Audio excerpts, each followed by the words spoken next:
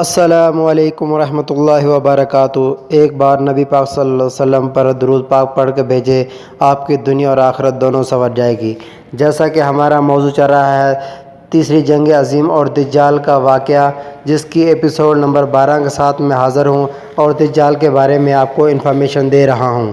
اگر آپ میرے چینل پر نئے ہیں تو میرے چینل کو سبسکرائب کریں، لائک کریں اور بیل آئیکن کے بٹن کو دبائیں تاکہ نئی آنے والی ویڈیو کا نوٹیفیکیشن آپ تک پہنچ سکے۔ کافروں کے پاس جو جدید ہتھیار اور جدید بیڑے ہیں، اس کے بارے میں ایک حدیث میں روایت ہے۔ حضرت کعب فرماتے ہیں کہ سمندر کے کسی جزیرے میں ایک قوم ہے جو نصرانیت کے علمبردار ہے۔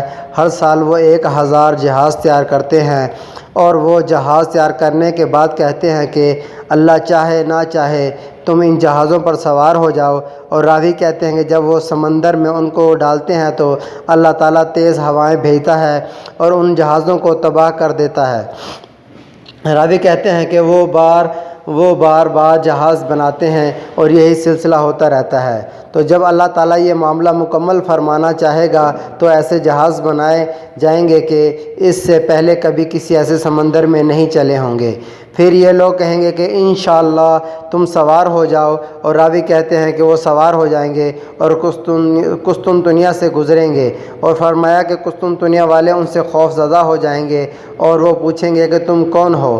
تو کہیں گے کہ ہم نصرانیت کے علمبردار ہیں، اس قوم کی طرف ہم جا رہے ہیں جس نے ہمیں ہمارے آباء و اجداد کے ملک سے نکالا ہے۔ حضرت کعب رضی اللہ تعالیٰ عنہ کہتے ہیں کہ قسطنطنیہ والے اپنے جہازوں سے ان کی مدد کریں گے، اور آگے فرمایا یہ بھی عقا کی بندرگاہ پر آئیں گے۔ وہاں کشتیوں کو نکال کر جلا دیا جائے گا اور کہیں گے کہ یہ ہماری اور ہمارے باپ دادا کی سرزمین ہے۔ حضرت کعب رضی اللہ تعالیٰ نے فرمایا اس وقت امیر المومنین بیت المقدس میں ہوں گے، چنانچہ امیر المومنین مصر والوں سے، عراق والوں سے اور یمن والوں سے امداد طلب کرنے کے لیے اپنا قاصد بھیجیں گے۔ راوی کہتے ہیں کہ ان کا قاصد مصر والوں کو یہ پیغام لے کر آئے گا، اور وہ کہتے ہیں کہ ہم تو سمندر والے ہیں، یعنی کہ ہماری سرحدیں سمندر میں ہیں اور سمندر سرکس ہے، یعنی کہ طاقتور دشمن سمندر میں آیا ہوا ہے، سو اہل مصر ان کے امیر کی مدد نہیں کریں گے۔ ان کا قاصد اہل عراق کا جواب لے کر آئے گا اور کہے گا کہ وہ کہتے ہیں کہ ہم تو سمندر والے ہیں اور سمندر سرکش ہے، لہٰذا وہ بھی امداد نہیں کریں گے۔ اور راوی کہتے ہیں کہ یمن والے اپنی اونٹنیوں پر سوار ہو کر آئیں گے اور ان کی مدد کریں گے۔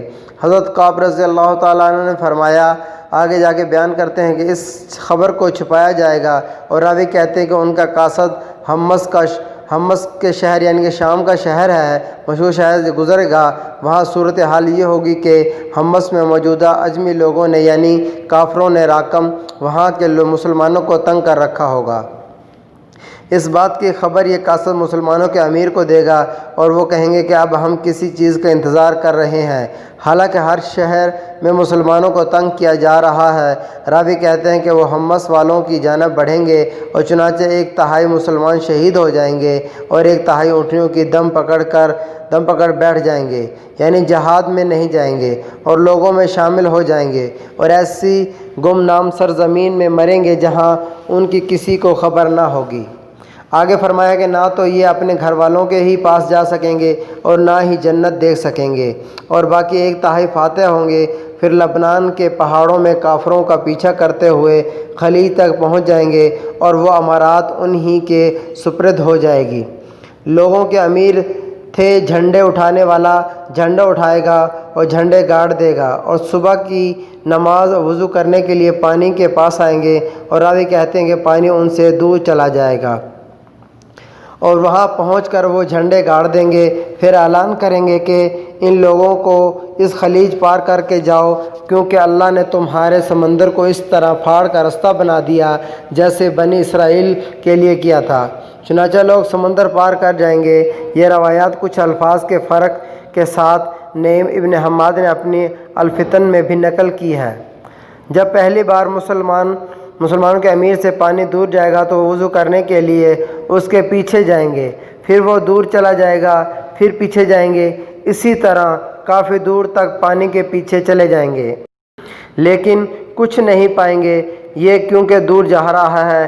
اس طرح جب ایک کنارہ پار کر کے جائیں گے تو پھر سمجھ جائیں گے کہ یہ تو اللہ نے سمندر میں ان کے لیے راستہ بنا دیا ہے۔ چنانچہ وہ لوگوں کے لیے بتائیں گے کہ تم لوگ سمندر پار کر کے جاؤ۔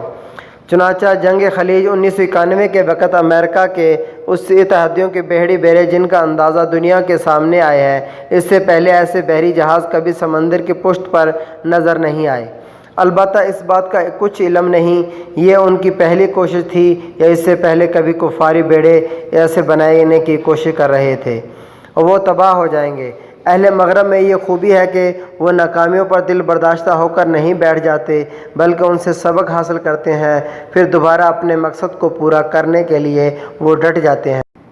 چنانچہ نبی کریم صلی اللہ علیہ وسلم نے ان کی اچھی عادات کو یوں بیان فرمایا ہے کہ مستورد کرشی نے حضرت عمر ابن العاص رضی اللہ تعالیٰ عنہ کے سامنے فرمایا کہ میں نے رسول کریم صلی اللہ علیہ وسلم کو یہ فرماتے ہوئے سنا کہ قیامت اس وقت تک آئے گی جب رومیوں اہل مغرب کی اکثریت ہوگی۔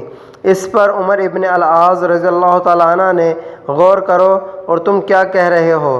مستورد کرشی نے کہا کہ یہ وہی کہہ رہے ہیں جو میں نے رسول کریم صلی اللہ علیہ وسلم سے سنا ہے۔ حضرت عمر ابن العاص نے فرمایا کہ اگر تم یہ کہتے ہو کہ یہ بھی سن لو انہیں میں یہ 4 عادات بھی ہیں۔ فتنے کے وقت وہ لوگوں میں سب سے زیادہ برباد ہو رہے ہیں اور کسی مصیبت کے بعد دوسرے کے مقابلے میں بہت جلد سنبھلنے والے ہوتے ہیں۔ نمبر 3، بھاگ جانے کے بعد سب سے پہلے لوٹ آنے والے ہوتے ہیں۔ اور نمبر 4، وہ مسکینوں، یتیموں اور ضعیفوں کے بہت خیر خواہ ہوتے ہیں۔ اور 5واں بہترین خوبی ان کی یہ ہے کہ وہ بادشاہوں کے ظلم کو سب سے زیادہ روکنے والے ہوتے ہیں۔ امید نہیں کہ وہ کئی سالوں سے بحری بیڑے بنا رہے ہیں اور ہر بار اللہ تعالیٰ ان کے بیڑے تباہ کر دیتا ہے، چونکہ میڈیا ان کے ہاتھوں میں ہے، لہٰذا ان کی مرضی کے بغیر کوئی خبر کم ہی باہر آتی ہے۔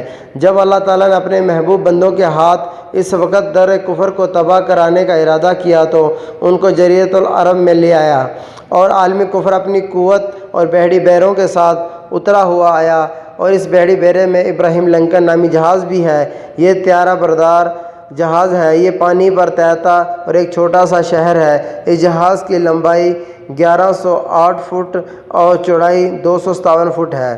اس میں تقریباً 5500 افراد کی رہائش ہے اور اس کے لیے کوارٹر بنے ہوئے ہیں جو 3 مہینے تک اس میں بغیر کسی باہر کی مدد کے رہ سکتے ہیں۔ جہاز کا اپنا ریڈیو، ٹیلی ویژن اسٹیشن اور اپنا ڈاک خانہ اور 2 بار پر شاپ ہیں۔ اس میں 2 نیوکلیئر ریئیکٹر بھی ہیں۔ اس میں 80 جنگی طیارے ہر وقت کھڑے رہتے ہیں اور 1 منٹ میں 4 طیارے حملے کے لیے پرواز کر سکتے ہیں۔ جہاز جہاں تک سمندر کے جزیرے کا تعلق ہے جہاں کے لوگ نصرانیت کے لمبردار ہیں، لوگ اس وقت اس میں سر فہرست امریکہ برطانیہ ہیں۔ ان کے جزیرے میں کتنے ہی جزیرے ایسے ہیں کہ ان کے بارے میں باہر کی دنیا کو ہوا بھی لگنے نہیں دی جاتی۔ اس کے علاوہ بحیرہ کینوس میں کتنے ہی گمنام جزیرے ہیں جہاں کفر کی خفیہ سرگرمیاں جاری ہیں اور دنیا والوں کو کچھ پتہ نہیں لگ پاتا کہ اس طرح ایک علاقے کے بارے میں یہ ہم مختصر بیان کریں گے جو ہمارے قائرین کی دلچسپی کا باعث بنے گا۔ آپ کو ایک دلچسپ واقعہ سنانا چاہتا ہوں۔ برمودا تکون۔ برمودا تکون کیا چیز ہے؟ یہ ایک علاقہ بحیرہ کینوسی میں کیوبا سے پہلے یورٹی ریکو کے قریب ہے۔ اس کے بارے میں آج تک عجیب و غریب باتیں سننے میں آتی رہی ہیں، لیکن باوجود سب سے پہلے تحقیقات کے بھی ابھی تک کوئی بھی تحقیق مکمل طور پر منظر عام پر نہیں لائی جا سکی۔ اس بات سے اس علاقے کے پر اسراریت کا پتہ چلتا ہے اب تک یہاں بے شمار جہاز غائب ہو چکے ہیں۔ وہ کیسے دوستو؟ جب ان کو پتہ لگانے کے لیے طیارے اس علاقے کے اوپر سے پہنچتے ہیں تو وہ بھی غائب ہو جاتے ہیں۔ یہ کیسا معاجرہ ہے؟ ہر غائب ہونے والا جہاز کی داستان سننے سے تعلق رکھتی ہے۔ یہاں پہلا واقعہ جو باہر کی دنیا کے سامنے آیا وہ 1874 میں غائب ہونے والا پہلا جہاز تھا۔ اس میں موجودہ 300 سے زیادہ افراد مع کیپٹن لاپتہ ہو گئے اور جہاز بغیر کیپٹن کے بحفاظت ساحل پر پایا گیا۔ ایک مرتبہ جہاز کے تمام مسافر ساحل پر دیوانگی کے عالم میں پائے گئے۔ ان کا جہاز اس علاقے میں غائب ہو گیا۔ مسافروں کے بقول جہاز جب اس علاقے میں پہنچا تو ذہن کو ایک جھٹکا سا لگا، پھر اس کے بعد کچھ معلوم نہیں کس طرح ساحل پر پہنچے۔ اس طرح ہوائی جہازوں کے ساتھ بھی حیران کن واقعات پیش آتے رہتے ہیں۔ ہر واقعہ کے بعد تحقیقاتی کمیٹیاں بنائی جاتی ہیں، لیکن کسی بھی کمیٹی کی رپورٹ منظر عام پر نہیں آنے دیتے، بلکہ دنیا کی توجہ حقائق سے ہٹانے کے لیے عالمی دھوکہ بازوں نے افسانہ نگاروں کے ذریعے ایسی دیومالائی کہانیاں بنائی گئی ہیں کہ اس کو دیومایت میں ہی گم ہو کر رہ گئی ہیں۔ اس طرح ابلیس کے چیلوں نے حقائق کو دنیا سے چھپائے رکھا ہے۔ اس علاقے کے بارے میں ایک بات مشترکہ طور پر کی جاتی ہے کہ اکثر اس جگہ پانی کے اندر سے آگ نکلتی ہے اور پھر پانی میں آگ داخل ہوتی ہے دیکھی جاتی ہے۔ ابلیسی قوتوں کی سرگرمیاں، عالمی مکاروں کی مکاریوں کا جائزہ لیا جائے تو اس وقت بات کے کافی شواہد ملتے ہیں کہ یہ علاقہ عالمی کفر یا قوتوں کا کوئی خفیہ ٹھکانہ ہے جہاں رہ کر وہ اپنی خفیہ سرگرمیاں جاری رکھے ہوئے ہیں۔ حدیث میں آتا ہے کہ ابلیس اپنا تخت سمندر میں بچھاتا ہے۔ اب ظاہر ہے کہ ابلیس کا تخت اس کا مرکز ہے اور ایسا علاقہ ہوگا جو کفر کا گڑھ ہوگا۔ نیز قرآن حدیث میں بھی یہ بات ثابت ہو چکی ہے۔ ابلیس اپنے دوستوں کو جو انسانوں میں ہیں مشورے دیتا ہے کہ حتیٰ کہ جب ضرورت پڑتی ہے تو خود انسان کی شکل میں آ کر ان کے ساتھ کھڑا ہو جاتا ہے۔ جنگ بدر میں ابلیس بنو کنانہ کے سردار سراقہ ابن مالک کی شکل میں ابو جہل کے ساتھ موجود تھا اور ابو جہل کو جنگ کرنے کے لیے مسلسل بھڑکا رہا تھا۔ ابلیس کا مرکزی سمندر میں کہیں ایسے علاقے سے قریب ہوتا ہے چاہیے جہاں اس وقت تمام ابلیسی منصوبے پروان چڑھا رہے ہیں۔